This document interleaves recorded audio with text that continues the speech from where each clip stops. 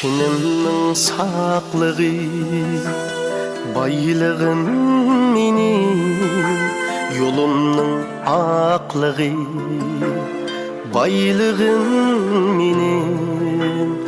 Ata anam var, qarindoshlerim, ularning şadlığı, baylığım menin. Men hemmedim bay, ata anam var. Men hemmedim bay, ular hem güzel. Men hemmedim bay, tinim salamet. Men hemmedim bay, saklığım amet.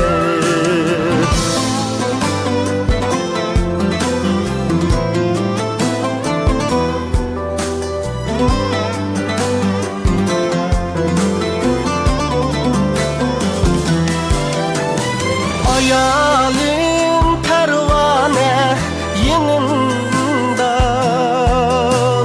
hoşluğum ailem, men hemmedim bay. Sırdaşım, kurduşum, dostlarım hem var. Ulardır gamxanem, men hemmedim bay. Men hemmedim bay, ata anam var. Men hemmedim bay, ular hem güzel. Men hemmedim bay, tinim salamet.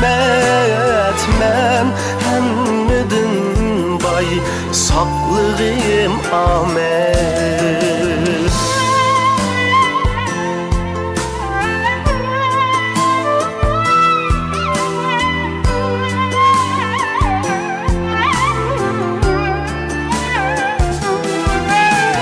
Perzentim dünyaga köz açkan günü, buldum mendek bir bayının balısı. Pul emes vicdanını barlığı kılıp, buldu vapalı ayının balısı.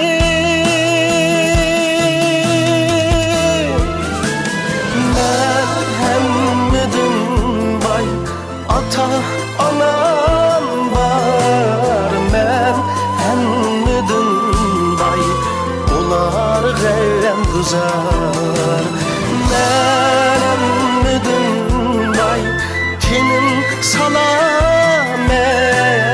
Men hemmedim bay, saklığım amet.